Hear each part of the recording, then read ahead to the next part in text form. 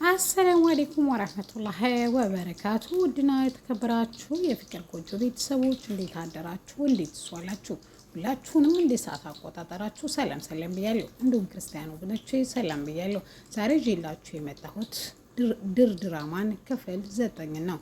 እነሆ እንድትከታተሉ ይጋበዝኳችሁ። ወዳችሁ ፈቅዳችሁ ስለምትከታተሉ ከልብ አመሰግናለሁ። ጄሪ ከተመረጠች በኋላ ምንም ጥሩ ጊዜ ወይም የፍቅር ምሽት ስላሳለፈች ዛሬ ተፍ ብላ ባሏን በምሽት ማስደሰት ፈለገች። ጄሪ የተለመደውን ወይንና በረዶ ወይኖችን ከገዛች በኋላ ሳሎን ወይም መኝታ ክፍል ላይ በሯን ከዘጋች በኋላ ክፍሏን ካጸዳችና ካሰማመረች በኋላ ቁጭ ብላ ወይም የመሬት ላይ አበባዎችን፣ ነጭ ምንጣፎችን፣ ትራሶችን አድርጋ ውብና ማራኪ በሚባል ደረጃ አዘጋጀች። ስትጠብቀው ልብሷንም ቀይራ አምራና ተውባ ተኩላ ስትጠብቀው አቶ አምናን ግን ሊመጣ አልቻለም። ሰዓቱ መቁጠሩን አላቆመም። እሷም ደጁን እያየች ታሁን ንጉሴ መጣ እያለች ስትጠብቅ አቶ አምናን ግን ብቅ ሊል አልቻለም። ለሌሊቱ አጋማሽ ሲሆን ግራ የገባት ጄሪ ላክስቱ ለሜርሲ ትደውልና ነገርየው እንዴት እንደሆነ ባላቅም አቶ አምናን ከስራ አልመጡም በማለት ትደውልላታለች። በፍጥነት መታሷም ቁጭ ብላ እያወሩ እያለ እስከሚመጣ እንድታጣብቂ ነው። ብቻዬን በጣም አልቻልኩም፣ ረዥም ጊዜም ቁጭ አልኩ ጠበቅኩት በማለት ትጀምርላታለች። ሜርሲ ትንሽ ተተሞላቀቀች በኋላ የሱ ዘመድ ስለሆንኩ እሱን የምተካልሽ መስሎሽ ከሆነ በጣም ተሳስተሻን በማለት ቀልዷን ከጨረሰች በኋላ ቁጭ ብለው ሁለቱም መጠበቅ ጀመሩ። አሁንም አቶ አምናን ብቅ ሊል አልቻለም። የሌሊቱ አጋማሽ ደረሰ። እነሱም በጣም ተበሳጨችና ጄሪ ለምን አንድ ሁለት እያን አንጠብቀውም በማለት ተስማማሉ። ያ ወይን እየተቀዳ ብስጭትም ስላለ ጄሪና ሜርሲ በጣም ይጠጣሉ፣ ይሰክራሉ። የሰርግሽ ለታ ሙሽራው ቀረ የሚለው ሙዚቃ እየዘፈኑ ይህ ምን ሙሽራ ነው እያሉ ተበሳይተው በጣም ከመጠን በላይ ስለጠጡ ሁለቱም ራሳቸውን ስተው ካልጋ ላይ ወደ ላይና ወደ ታች ተመሰቃቅለው ይተኛሉ። የማይነጋ የለም፣ ሌሊቱ ይነጋል። ጠዋት ወይዘሮ ዛህራ ቁርሷን እንደተለመደው አዘጋጅታ ወደ ፎቅ መጣ ስትጠራቸው አቶ አምናን ሶፋ ላይ ተኝቶ ነበረ። ቤሌን ደግሞ ከክፍሏ ወጥታ ስታየው ሳሎን ላይ ተኝቶ ነበረ።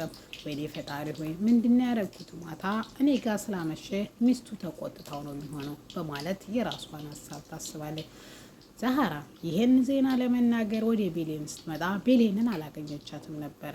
ቤሌንን በተመሳሳይ ልታሳያ ይህን ጉድ ልትነግራት ስትፈልጋት አልተገናኙም ነበረ። ውጭ ላይ እንዲወጣችም እንዲህ በማለት አቶ አምናን ነይ ልንገርሽ፣ ዛሬ አዲስ ዜና አለኝ። አቶ አምናን ከጄሪ ጋር አላደረም፣ ሶፋ ላይ ነው ያደረው ስትላት እኔ ጋር ነው ያደረው በማለት መልስ ትሰጣለች። ቤሌን ዛሬ እኮ እኔ ጠዋት ስገባ ክፍል መጠጥ ነው የሚለው ክፍሉ። ሁለቱም አንድ አይነት ጸባይ፣ አንድ አይነት ባህሪ፣ ሁለቱም በጣም ሰክረዋል። ያንን ክፍል አይመስልም በማለት ትመስላለች። ላጸዳም ብሞክርም ወይዘሮ መልሲ ገና ካልነሳ እንዴት ነው የምታጸጁ ብላ አስወጣች በማለት መልስ ትሰጣታለች። ቤሌን በጣም ደስ ብሏታል። ወይዘሮ ዛህራም የጊዜ ፍቅር እንጂ ጊዜያዊ እንጂ እውነታዊ ፍቅር እንዳልሆነ ነግሬሻለሁ። ስለዚህ አንቺ ሴትነትሽን ተጠቅመሽ ወይም ብልሃትነትሽን ተጠቅመሽ አቶ አምናንን የግል ማድረግ ትችያለሽ። ምክንያቱም አቶ አምናን እሷን አይወዳትም፣ አንቺን ነው የሚወደው። ስለዚህ ይሄን በማለት ትነግራታለች። ወይዘሮ ዛህራ እንግዲህ ይህን ትላት ፈጣሪ ያውቃል። እንግዲህ የዚህን ያክል እንግዲህ ፈጣሪ ከፈቀደ አንድ ላይ እንሆናለን በማለት መልካም ምኞቷን ትገልጻለች። እሷም መልካም ምኞቷ ብቻ ሳይሆን ትክክለኛውና አብረው የሚቆዩት ይሄ እንደሆነ ትነግራታለች።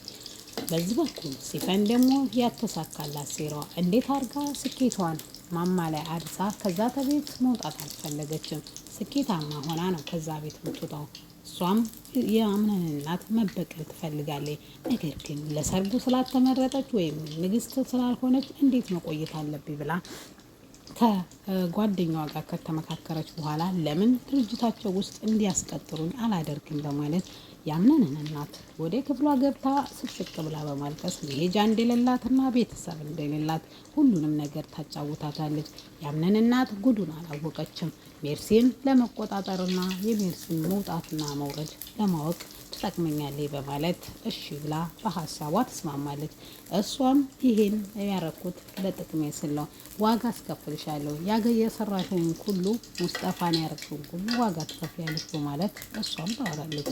ያችም በእሷ በኩል ያሸነፈች ወይም ብልጥ መስላ፣ ይችም በራሷ በኩል ብልጥ ናት። ሜርሲም እንዲህ በማለት ጧት ተነስታ ዛሬ ንጉሱ የት ነው ያደረው? ብቻሽን አሳደረሻ? በማለት ትላትና ጄሪም ተዛ ተከፈል ትወጣለች። አቶ አምናንም ወደ ክፍሉ ገብቶ ልብሱን ከቀየረ በኋላና ሽቶን ተቀባብቶ ሊወጣ ሲል ጄሪ ፊቷን በጣም ዘፍዝፈው ነበረ። ምን ሆነሽ ነውም አላላትም። ለምንድን ነው ማታ ያልመጣኸው? በጣም ብዙ ጠብቄ ነበር በማለት ወይዘሮ ጄሪ ለአምነን ትነግረዋለች። እሱም እኔን ምን አስጠበቀሽ? አልጋውን አንጥፎ መተኛት አቃተሽ? በማለት ይመልስላታል። እሷም ጥሩ ጊዜ እንድናሳልፍ ፈልጌ ነበር በማለት እኔ እኮ ሚስት ነኝ ቢያንስ ማወቅ አለብኝ ስትለውም እሱም ነገሩን ጉዳይ ሳይለው ጥሏት ይወጣል።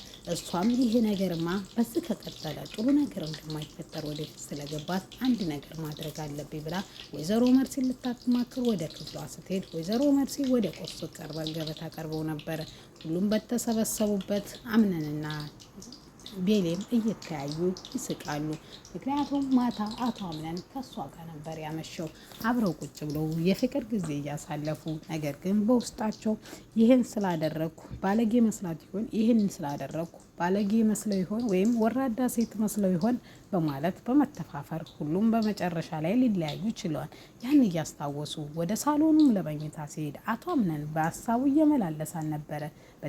በተመሳሳይ መልኩም ቤሌን እንደዛ እያሰበች ነበረ። በዚህኛውም ግንኙነታቸው በጣም ደስተኛ ነው። አቶ አምነን ብቸኛ ሆኖ እንዳደገ፣ ሁሉም ነገር እንደሚያልፍ፣ እናቷ ሳቀር እንደምትገኝ ተስፋ ይሰጣታል።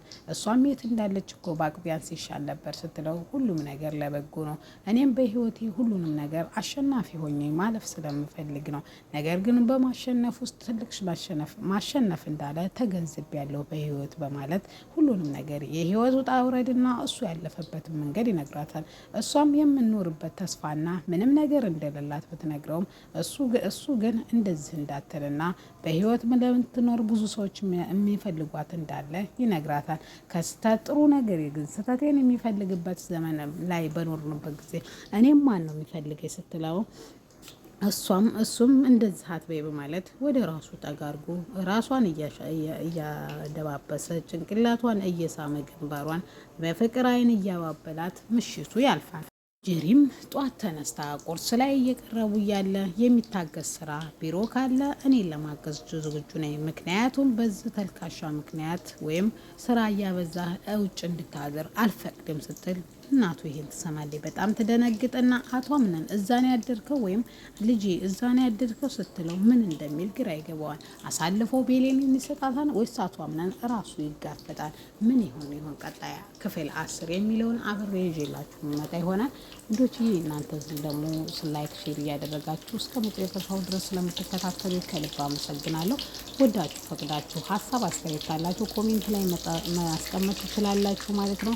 ሜርሲና አንተናስ ምን ይሆናል ቀጣይ ፓርት እውነቱን አሳውቋቸው ቤሌንና አምነን